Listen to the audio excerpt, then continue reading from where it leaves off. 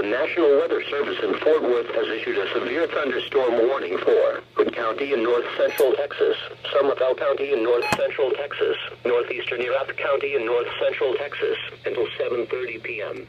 At 6:49 p.m., a severe thunderstorm was located 9 miles east of Stephenville, moving east at 30 miles per hour. This is a very dangerous storm.